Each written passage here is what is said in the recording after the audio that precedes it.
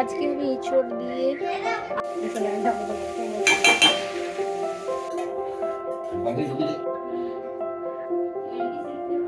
Good morning and welcome back to my channel এসে new ব্লগে সকলকে ভালোবাসা দিলাম। তো দেখো সকালবেলায় আমি উপরে এসেছি নিজের কাজ ছাড়ার জন্য।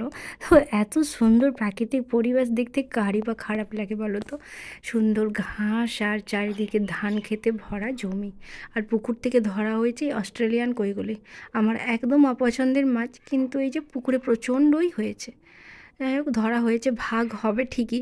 বাট আমি এসেছি কালকে যে কলাইগুলো ভিজিয়েছিলাম সকালে, সেটা দিয়ে একবারে কুকারে একটু ঝোল বসিয়েছিলাম, মানে একটু তরকারি তরকারি হয়েছে। আর এটা রাহির ম্যাম এসেছে, রাহির ম্যামকে তো যেটুকুই হোক না কেন যখন যেটা থাকে একটু দিই। কারণ এই গরম গরম ঘুগনি, ওপর থেকে শসার কুচি, আর রাহি ছোট্ট ছোট্ট কুচু বাটিতে ওকে একটু তরকারি আর সাথে স্যালাড দিয়ে, আর ওপর থেকে একটু টমেটো সস আর বিট লবণ দিয়ে ওদের দুইজনকে দিয়ে আসি। তো ওরা দুজনে এটা খেতে থাক, আর আমিও আমার বাকি কাজগুলো যেসব আছে বাড়ির সেগুলো করতে থাকছি। মা আর আমি দুজনেই করি। এই মাছগুলি ভাগ পাওয়া গেছে, এটাই ভাগের ডিপার্টমেন্ট। তো সবসময় আমাদের বাড়িতে জেঠিমা করেই থাকে। তো এটুকু ভাগ হয়েছে, নুন দিয়ে ধুয়ে রাখলাম। আর তারপর এসেছি মোছামুছিগুলো করতে, কারণ এই যে সকালে ওঠার পর ঝাড় দিয়ে মোছা তো কাজ থেকেই থাকে। তাই পুরো রুমটা আমরা ওই বড় মপটা দিয়ে মুছি ঠিকই, কিন্তু আমার এই পায়ে আবার ব্যথা জাগান দিয়েছে, শরীরটাও একটু ভারী ভারী লাগছে বলে আমি ভাবলাম আমি বসে বসেই মুছি, যদি তাও একটু আমি রোগা হতে পারি। মুছলে বলে পেটের মধ্যে চাপ পড়ে, বসে মোছার সবসময় একটু আলাদাই গুণ থাকে। সেইভাবে এদিক ওদিক সব পুরো ঘর আমরা তো প্রতিদিন এরকমভাবেই মুছি। তারপর জানলাগুলি, খাটের রগ, মানে যেগুলো যেগুলো ধুলো জমতে পারে সেগুলো রোজই এইভাবে মুছতে থাকি। তো ঘর দরগুলো মুছে নেওয়ার পর যাব নিচে, যে স্নান করবো। তো এখন আজকে ছিল বারটা বৃহস্পতিবার, বৃহস্পতিবারই তো ক্যামেরা অন করবো কি, ঝাড় দিয়া মোছা করলাম। আর সকালে তো আজকে ঘুগনি বানিয়েছিলাম, আমাদেরকে দেখালামই।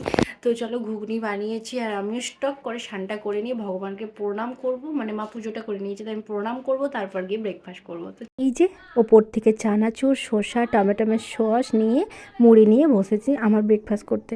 কারণ একটু ঘড়িতে দেরিই হয়েছে।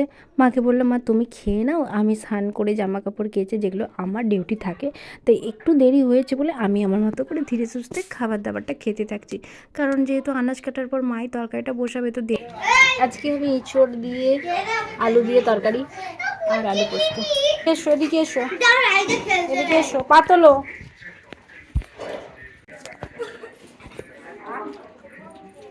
বাড়ির কাজকর্ম সেরে যখন অনেকক্ষণ পরে ওই বেরিয়েছি বাইরে, টমি আমাকে দেখতে পেয়ে দৌড়ে এসেছে। তাও আয় আয় করে ডাকলাম, একটু আদর দিল। এইভাবে টমি একটু প্রথম থেকেই বরাবরই পা তুলে আদর করতে খুবই ভালোবাসে। পা তুল বললেই পাটি সুন্দর তুলে দেয়, কিন্তু তাও আমি হাত দিই না বেশি ওর গায়ে, কারণ এই যে ধুলোর মধ্যে প্রচণ্ড ঘরে ঘোরাফেরা করে।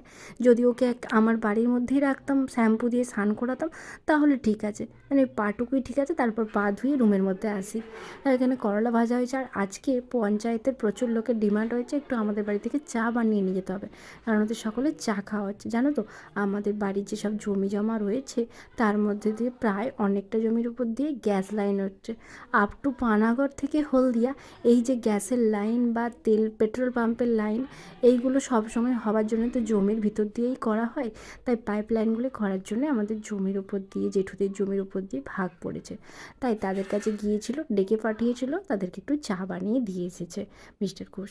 ওর জন্যই ওর বাড়িতে এই সপ্তাহে থাকা, এই যে জমির কাগজপত্র জমা দেওয়া, সব কিছু ডকুমেন্টস রেডি করে রাখা, তার জন্যই এই সপ্তাহে বাড়িতে কাজগুলি করছে, কলকাতায় যায় না এই সপ্তাহটা। তো যাই হোক, এইদিকে পোস্তও হতে থাকছে, এঁচোড়ের তরকারিটা হয়েই গিয়েছে। তো ঝিঙে কেটে আলু দিয়ে পোস্ত হচ্ছে, আর করলা একটা রয়েছিল বলে করলা ভাজা হচ্ছে। আর আমি তারপরে এই যে মা খরার থেকে দিয়ে পাঠিয়েছিল আমটা রয়েই গিয়েছিলো, কাটাই হয় না জানো তো। তাই ভাবলাম আমটা কেটে ফেলি, চাটনি হচ্ছে প্রতিদিন, যার ফলে আর আম খাওয়াই হচ্ছিল না। তাই রাইও আম খেতে ভালোবাসে, তাই আমি বললাম আমটা কেটে দিই, তারপর দুধ দিয়ে তরকারি দিয়ে তুই ভাত খাবি। তো ওটাতেই খুশি হয়েছে। আম প্রচণ্ডই পছন্দের, বাট আমি অতটা ফল খাই না। এই যে আমগুলি পিস করে নিয়েছি, এরপর আমি খাবার দাবারগুলো বেড়ে নেবো। চলো বাড়ি। এই যে পোস্ত প্রায় কমপ্লিট হয়ে গিয়েছে, করলা ভাজা হয়েছে, টমেটোমের চাটনি হয়েছে, আর এইদিকে হয়েছে ইঁচড় আলুর তরকারি। খাওয়া দাওয়া সেরেছি ঠিকই, এই গরমের মধ্যে আর এনার্জি দেয় না যে বাইরে একটু কোথাও যাই। যাই হোক, ওই বিকেলের টাইমে রাইকে একটু ঘুম পাড়ানোর পর উঠেছে, আর এখানে বসাচ্ছি আমি আমাদের জন্য চা। আর রাইকে জিজ্ঞাসা করলাম, ও বলছে কর্নফ্লেক্স আর দুধ খাবো। তার জন্য ওকে দুধের গরমের মধ্যে একটু চকোসের যে কর্নফ্লেক্সটা হয় ওটা নিয়ে এসেছিলাম, ওটা দিলাম। আর এইদিকে আমাদের গ্যাস চা বসিয়েছি, কারণ চাটা আমরা সকলেই খাই। আর এখনও দেখতে পাচ্ছ ঘুরতে প্রায় 5টা মতো বাজছে, রোদ এতই আছে যে কাঁচের ফাঁক দিয়ে আমার গায়ে রোদ পড়ছে। মানে এখন প্রায় 6:30টার মতো বাজে, তারপর যেন সন্ধেটি হয়ে থাকে। তো 5টা 5:30টার সময় যেন ফাঁকে বেড়ানো যায় না, মাঠ ঘাট থাকলে প্রচণ্ডই গরম হয় জানো তো। আর এই যে চাটি আমি ছাঁকতে থাকি, চা খাবো, আর রাইকে চামচ দিয়ে এখন ধরে দিলে তো হাতে করেই খেয়ে নেয়। আর আমার গলার অবস্থাটা দেখছো, কারণ এই যে গোড়ালি ব্যথা বললাম না, তার সাথে সাথে গলায় ব্যথা, ঠান্ডা লাগা, মানে কি প্রচণ্ড ঘাম দিচ্ছে।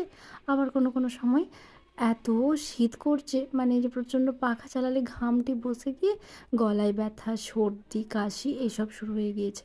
জ্বরও আসছে কিন্তু মাঝে মাঝে। তবু কী আর করবো, যেতটুকু কাজের দরকার, বাচ্চা হলে জানোই তো, মা হলে অনেক দায়িত্ব থাকে, কর্ম করতেই হয়। তাও তো অনেক ভালো সাপোর্টিভ ফ্যামিলি, শাশুড়ি মা সব করেই ফেলে, যার ফলে আমাকে সব দায়িত্ব গুণাবলী নিতেও হয় না। চলো, যাই হোক, খাবার দাবারগুলো এখানে রেডি করে নিয়েছি, এবারে যাই।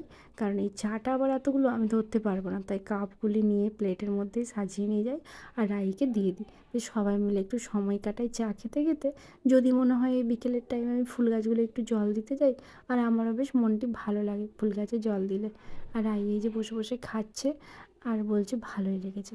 প্রচণ্ড মাছি হয়েছে, মাছিগুলোর কী উপশম করা যায় সেটা আমি নিজেও জানি না। আর সন্ধে দেখানোর পর এসেছি একটু পাস্তা বানানোর জন্য, কারণ ওই কর্নফ্লেক্স আর দুধ খেয়েছে রাখি, তাই ওই 7টার মতো বাজছে, এখন বলছে একটু কর্নফ্লেক্স খাবো না তো, অনেকক্ষণ খেয়েছি, এখন একটু পাস্তা বানিয়ে দাও। তাই ভালো করে বয়েল করে নিলাম পাস্তাটাকে, তারপর ছানটা দিয়ে ছেঁকে নিচ্ছি। এটা একটু ঝুড়িতে করে ছেঁকে নিলেও হতো, দেন এই ছানটাটি আমার বেশ পছন্দের হয়েছে, আর জলটিও ঝরে যাচ্ছে, তার জন্য নুন দিয়ে একটু বয়েল করতে দিয়েছিলাম। এরপর ওপর থেকে দিয়ে দিয়েছি একটু মশলা, মানে হয়েছে চাউমিন মশলা, তারপর টমেটো সস, আর তারপর একটু এই যে হালকা করে নাড়াচাড়া করে প্লেট 4টে নিলাম, কারণ 4জন যেহেতু বাড়িতে আছি, তো 4জনেরই অল্প অল্প করে নিয়ে ওপর থেকে একটু ঝুড়ি চানাচুর, একটু বাদাম কুচি দিলাম। আর কিছু ছিল না বাড়িতে, আর শসা ছিল ঠিকই, কিন্তু আমি শসাটাকে কুড়েই দিয়ে দিয়েছিলাম, তারপরে শসাটাও অল্প অল্প বোঝা যাচ্ছে না, তেলের সাথে ভাজা হয়ে গিয়েছে। তো তারপর একটু খেয়ে দিয়ে আড্ডা দিচ্ছে, আর এই গান চালিয়েছে, কারণ ওই ঘরে টিভি চলছে, গান হচ্ছে। আর এইদিকে রাহি লিখতে বসেছে, মিস্টার ঘোষকে লিখাচ্ছে, কারণ একটু একটু না বাবাকে পড়াশোনা করালে আমার কাছে আবার সবসময় মামের কাছে আদর, পড়তে চায় না, যাই ফলে ওকে একটু পাপাও পড়তে বসিয়েছে। ওই ঘড়িতে 9টা 9:30 মতো বাজছে, নিজের কাজ সেরে এসে পড়াচ্ছিল।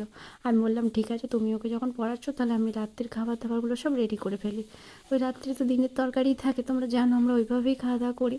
আর সাথে দুধ যেহেতু আছে, আজকে আর কিছু বিশেষ কিছু হয় না, পোস্ত ছিল, এঁচোড়ের তরকারি আর দুধ আর আমটা ছিল, সেটুকু দিয়ে রাত্রের খাওয়া দাওয়া সারবো। কারণ আজকে বারটা যেহেতু বৃহস্পতিবার ছিল, আমরা তো নিরামিষই খাওয়া দাওয়া করবো। তো চলো সবাই মিলে খেতে থাকবো, আর ব্লগটা তাহলে এখানেই শেষ করছি। আমার ব্লগটি যদি তোমাদের সকলের ভালো লেগে থাকে, তাহলে প্লিজ চ্যানেলটাকে একটু সাবস্ক্রাইব করে পাশে থেকো। যাই হোক, ব্লগটি এখানেই শেষ করলাম। খাওয়া দাওয়াটা সারবো বলে বসছি, আর সবারই ভাত প্রথম থেকেই আমরা দুয়ারে বসে এখন খাওয়া দাওয়া করছি।